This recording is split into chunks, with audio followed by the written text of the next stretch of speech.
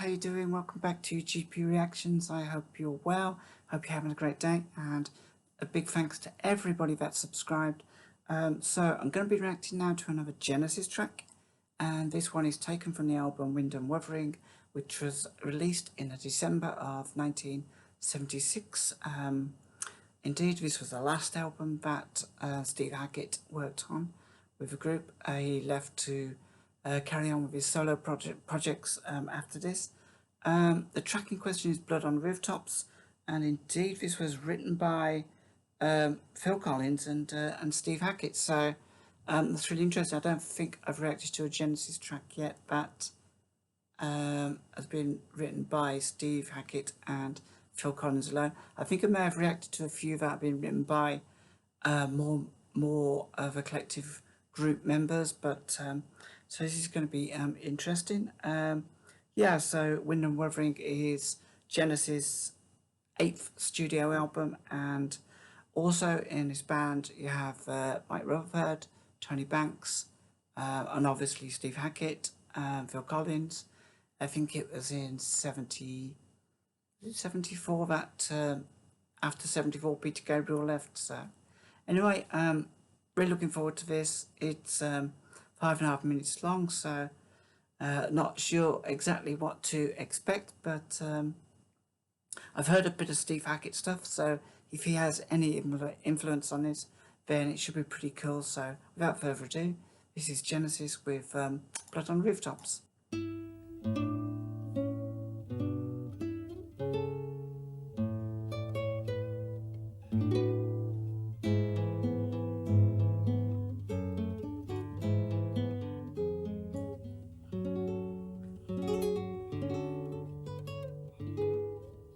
Very, it's got a very Mediterranean feel about this, Spanish maybe.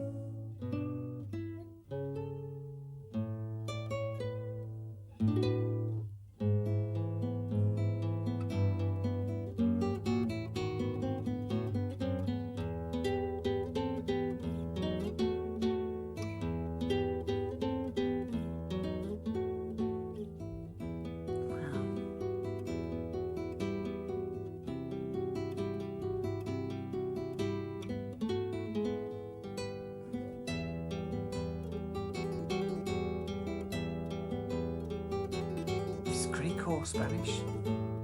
Love it.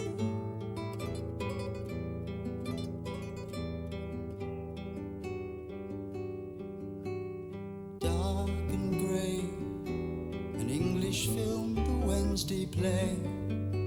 We always watch the Queen on Christmas Day. Won't you stay?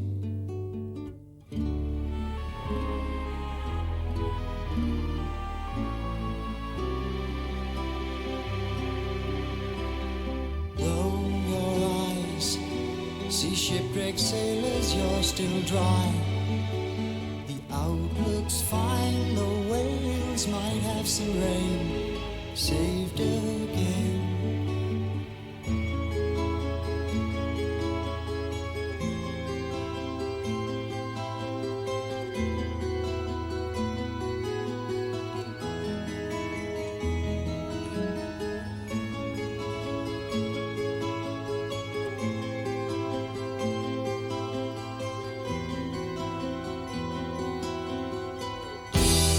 Let's skip the news, boy. I'll make some tea. The Arabs and the Jews, boy, too much for me. They get me confused, boy, puts me off to sleep. And the things I hate, oh Lord,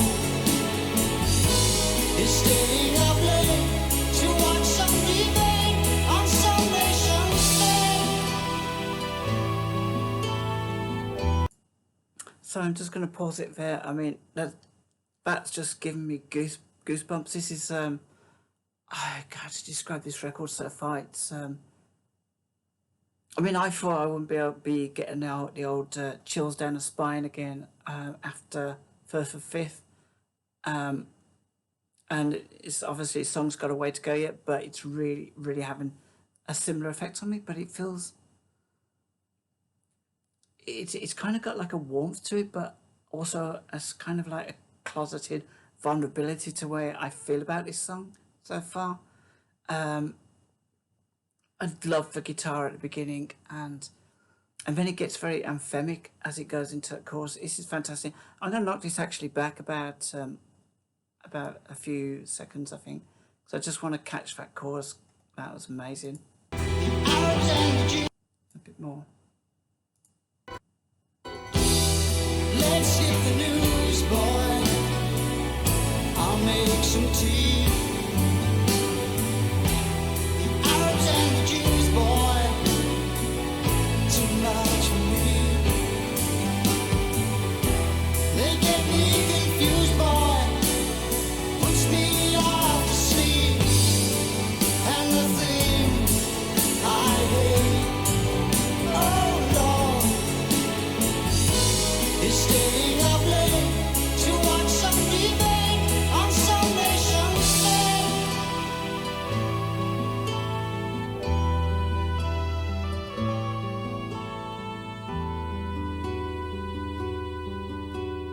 Hypnotized by Batman Tarzan, still surprised you've won the West in time to be our guest.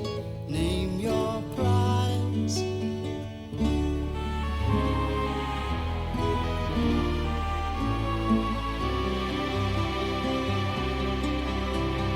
Drop of wine, glass of beer, dear. What's the time?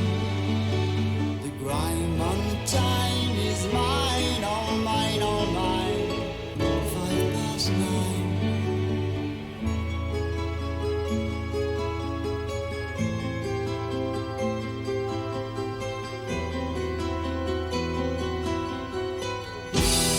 Blood on the rooftops, Venice in the spring, streets of San Francisco, word from Peking. The trouble was started by a young Errol Flynn. Better in my day, oh Lord. For when we got bored, we'd have a world war, happy but poor. So let's skip the news, boy. I'll go make that tea. Blood on the rooftops, too much for me. When all Mother Goose stops, they're out for 23. Then the rain at Lord's start rain. She's Helena Troy, has found a new face again.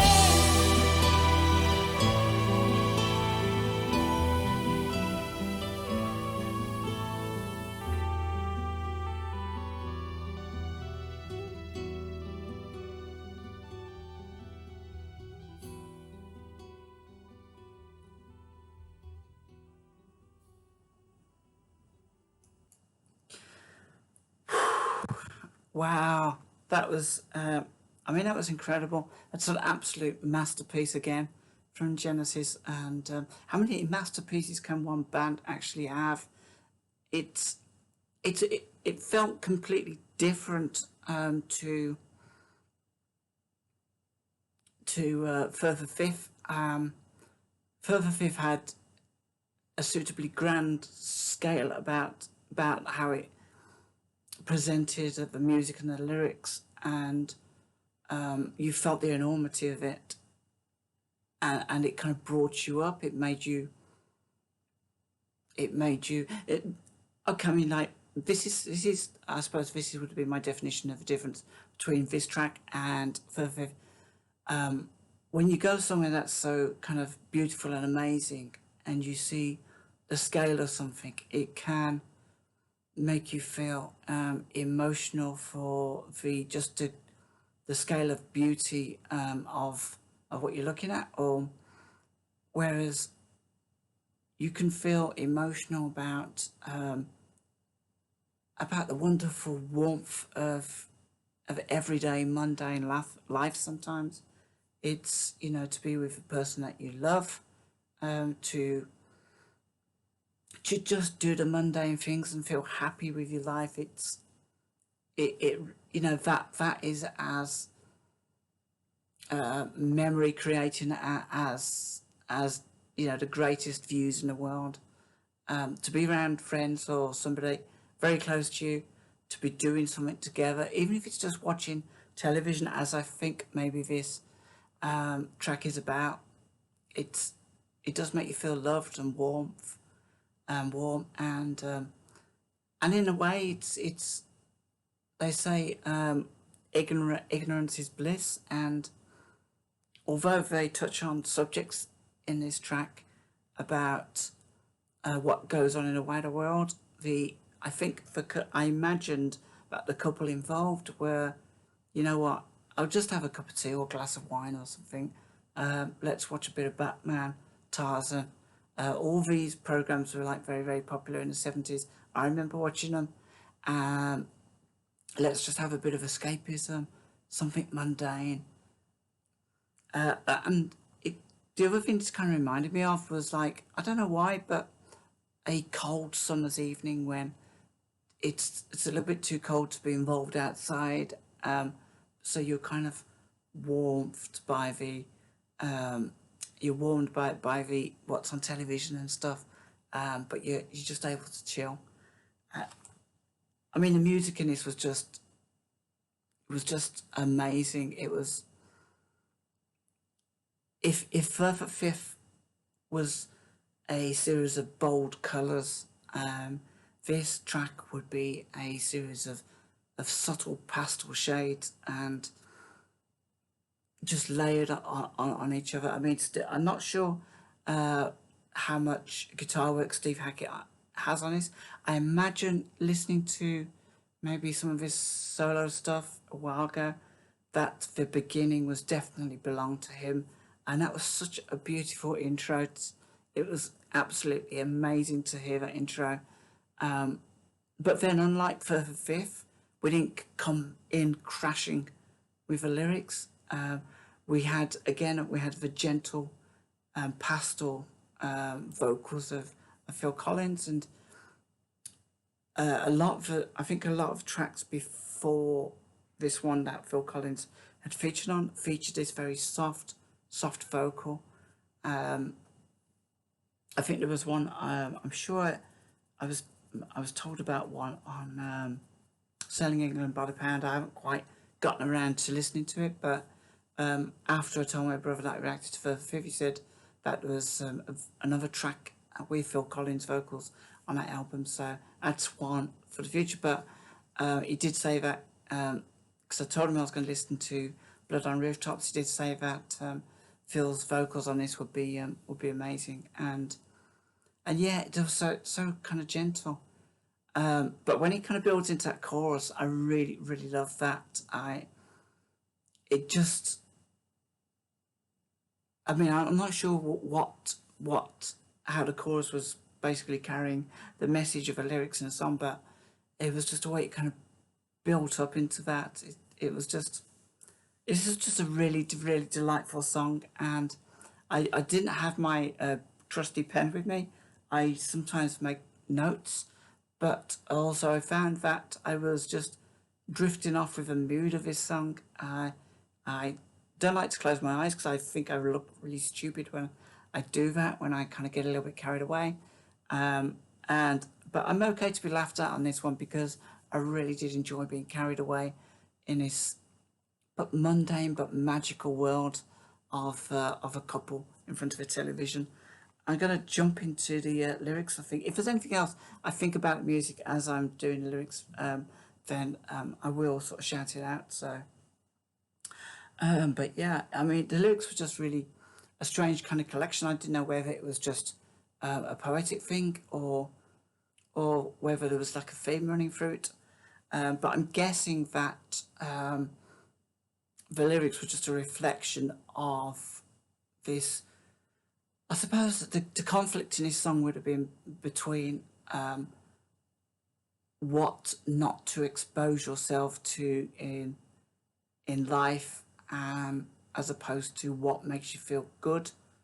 And like I said at the very beginning, ignorance is sometimes bliss. We can't control the whole world around us.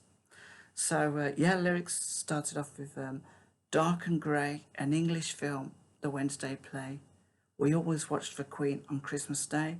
Won't you stay? And it was such a warm beginning to the song, and you immediately get the impression that the narrator is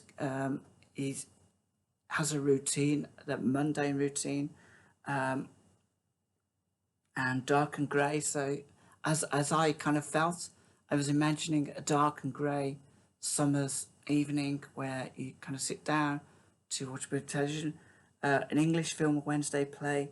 We always watch Christmas Day. Won't you stay? So again, it's that kind of like warmth of inviting you into their world. There's nothing massive going on here. You're not going on an adventure. You're literally going to sit on the sofa properly, share a cup of tea, maybe a slice of cake, and watch whatever's on television. It's like 1976 version of the Royal Family. Through your eyes, see shipwrecked sailors. You're still dry. The outlook's fine, though Wales might have some rain. Saved again. So the idea again, it reinforced this idea of like wet summers. We associate kind of going on holiday to Wales with, the rain.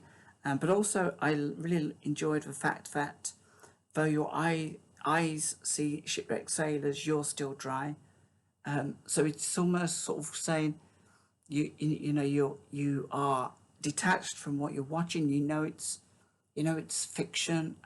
It's not going to affect you, and it's saved again. So it's introducing us to this idea that we can watch television, and we only had 3 channels in the UK back then. So ITV, BBC Two, and BBC One.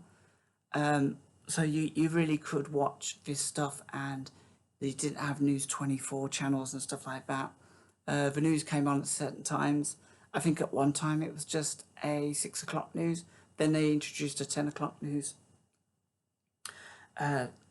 Let's skip the news, boy. I'll make some tea. The Arabs and the Jews, boy. Too much for me. They get me confused, boy. Puts me off to sleep. And the thing I hate, oh Lord, is staying up late to watch some debate on some nation's fate. So yeah, we're shying away from reality, I guess, of news. News is never news is. I mean, these days, probably back then as well, news was really never that happy, or it didn't really kind of give you escapism. And yeah, certain news stories, especially around the Middle East, they can, to some people, can appear quite confused, especially if the conflict is going back and forth over a number of years or decades. Hypnotised by Batman Tarzan, still surprised you've won the West in time to be our guest. Name your prize. Drop of wine, a glass of beer, dear. What's the time? The grime on the Tyne is mine, all mine. I think that's a play on words from what's that band? I think it was the Fog on the Tyne. Is it Linda's Farm? And that would have been around the 70s, I think. They had that track, early 70s. Blood on Rooftops, Venice in Spring, Streets of San Francisco, A Word from Peking. So this might be a reference to maybe television programs, or maybe there's news about these areas. I know Streets of San Francisco specifically was a television program of the 70s. I can't remember who was in it, and I think it's been remade since. The trouble was started by a young Errol Flynn. Better in my day, oh Lord, for when we got bored, we'd have a world war, happy but poor. Now they're kind of detached from the reality of the 1960s or 70s, when they catch a bit of the news. They'd rather not see it, but they don't mind being nostalgic about the days of the Second World War to 1945. So let's skip the newsboy. I'll make that tea. Blood on the rooftops, too much for me. When old Mother Goose stops, and they're out for 23. Then the rain at Lord's stopped to play. Seems Helena Troy has found a new face again. I think maybe this was why I was thinking of some of there's lots of little hints here. Obviously, they're out for 23 is probably a cricket term. So there could be rain at Lord's stop play. So that's usually a dark, wet summer. And I really like this because I don't know why it feels very nostalgic to me to be back in those days. For me, 76 was a really hot year, but I'm guessing maybe this was written at a time when it was maybe in 75 or something that these ideas were coming to the fore, and they were based on earlier quintessential English things. It seems Helena Troy has found a new face again. Now I do know that there was I think it was a few films, a few movies about Helena Troy. So, yeah, I think back then there was a lot of plays about Roman life, about Greek life, and also there's like television adaptations and there was movies. So the kind of I think there was a film Helena Troy that obviously the actress in it looks a lot different from the previous movie. It was just an interpretation, I guess. So it really just kind of feels to me that these is just like a commentary on the mundane existence of a couple watching television, watching movies, not really concerning themselves with current news, because I think having lived through, some heavier times perhaps during the wars, and now they kind of just feel nostalgic for, that times, and it's hard to come to the realization that history tends to repeat itself. So, I mean, during the 70s, we were still, I think, in the Vietnam War. I think there may have been other wars. I think Korean War was slightly earlier, and there's always conflict. So once you've been and lived through a major conflict like the Second World War, you're not going to want to relive or rehash the same news over and over again. And yeah, I guess that if you was to manage to live through the Second World War, then come the 1960s or 70s, you're anything is a bonus from there on in, and you're not going to want to concern yourself with worrying anymore. I wouldn't say it's an immortality kind of trait, but yeah, clearly if you've dodged a bullet, literally probably maybe over that time, then you just like, that's old school. Listening to the news now, it's just. But yeah, this song was a beautiful, beautiful composition, and I was just kind of blown away the way the music melted. It's just, I mean, it's like I said, this is a masterpiece. I don't use that word lightly. I've listened to quite a few Genesis songs on my channel, and some of them are fantastic, and some of them are beautiful pieces of work. But this, to me, it stands up there on a podium with Further Fifth, and such a shame actually that Hackett was to leave after this album.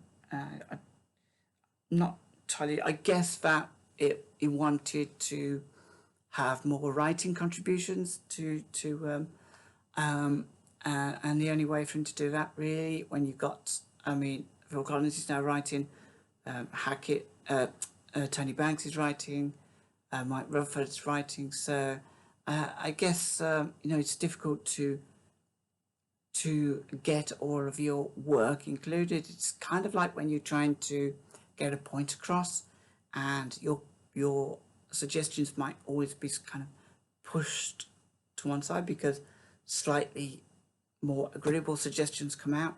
I'm not saying that there was any animosity between them, but clearly when you've got so many good writers and somebody's coming up as you know in there as a great writer in their own rights, then they might feel that their time has come to an end, or they're outgrowing the group. But for sure, it's definitely with this with One for the Vine that I heard, and yeah, with Further Fifth, you kind of feel a little bit sad that that extra dimension has moved on. Now, I've reacted to a few tracks, obviously from and Then There Were Free, and it's they're wonderful tracks.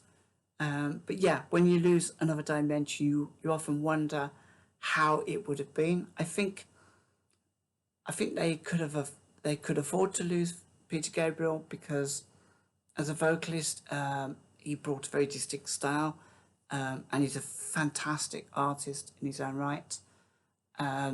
But I think Phil Collins has stepped into his shoes very, very well.